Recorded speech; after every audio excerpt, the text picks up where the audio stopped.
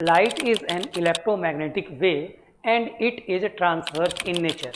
यह जो transverse in nature है, इसका मतलब क्या होता है कि डायरेक्शन ऑफ प्रोपगेशन और डायरेक्शन ऑफ ऑसिलेशन दोनों हमेशा एक दूसरे के क्या होंगे, इस तरह से परपेंडिकुलर रहेंगे। इसको कहा जाता है ट्रांसवर्स इन नेचर। और इस चीज़ को प्रूव किया गया जिस एक्सपेरिमेंट से, उसका नाम है पोलराइजेशन। तो सबसे पहले हम पोलराइजेशन का मतलब समझते हैं कि पोलराइजेशन होता क्या है। तो कहा गया कि पोलराइजेशन जो है वह बेसिकली एक ऐसा एक्सपेरिमेंट है जो यह प्रूव करता है कि light is transverse in nature. Light एक इलेक्ट्रोमैग्नेटिक वेव है, इसके पास इलेक्ट्रिक फील्ड वेक्टर्स भी होंगे और मैग्नेटिक फील्ड वेक्टर्स भी होंगे। कहा गया कि अगर इलेक्ट्रिक फील्ड वेक्टर्स जो हैं ये अगर वाई एक्सिस पे हैं, मैग्नेटिक फील्ड वेक्टर जेड पे हैं, तो हमारा जो इलेक्ट्रोमैग्नेटिक वेव होगा वह हमेशा एक्स एक्सिस के अलॉन्ग प्रोपागेट करेगा। अब यहाँ पर कहा गया एक वर्ड अनपोलराइज लाइट और दूसरा वर्ड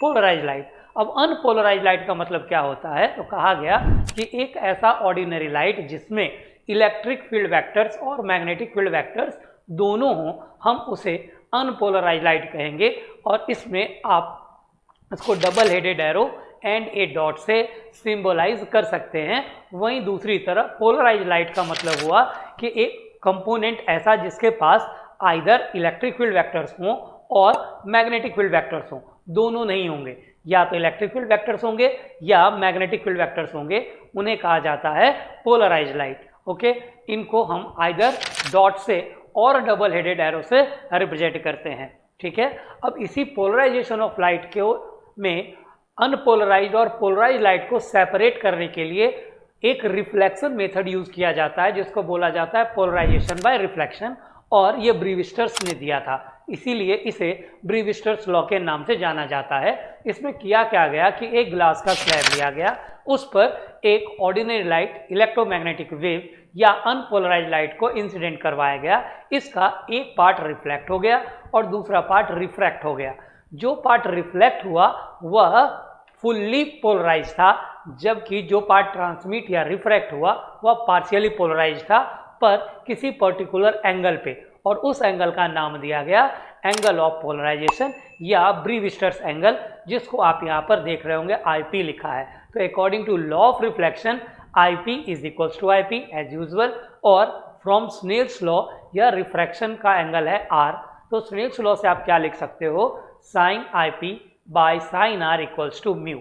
अब यहाँ पर आपका IP प्लस R का वैल्यू बाय ज्योमेट्री 90 डिग्री होता है, तो आप R की जगह क्या लिख सकते हो, 90 माइनस IP लिख सकते हो। Sine 90 minus IP cos IP हो जाएगा, और sine IP by cos IP equals to mu, that is 10 IP equals to mu. और इसी को ब्रीविस्टर्स लॉ के नाम से जाना गया, जहाँ पर IP जो है वह एंगल ऑफ पोलराइजेशन था और इसे ब्रीविस्टर्स एंगल भी कहते हैं। मैं भास्कर सर तुम्हारा सारथी आज लेकर आया हूँ इसी कंसेप्ट पे नीट PYQ सीरीज में 2025 में पूछा गया ये क्वेश्चन। अगर आपको मेरा कंसेप्ट समझ में आया तो सवाल पढ़ते ही आपको जवाब मिल जाएगा, और मिल जाएंगे आपको marks +4।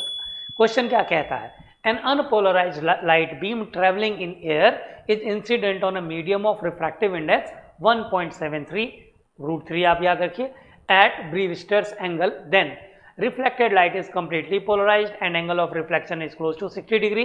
Reflected light is partially polarized and the angle of reflection is close to 30 degree. Both reflected and transmitted lights are perfectly polarized with angle of reflection and refraction close to 60 and 30 respectively, and transmitted light is completely polarized with angle of refraction close to 30 degree. पढ़ते ही पता चल गया ना, answer आ गया कि पहला ही होगा, क्योंकि यहीं पर लिखा है reflected light is completely polarised, बाकी किसी में ये ऑप्शन नहीं है। Is that clear?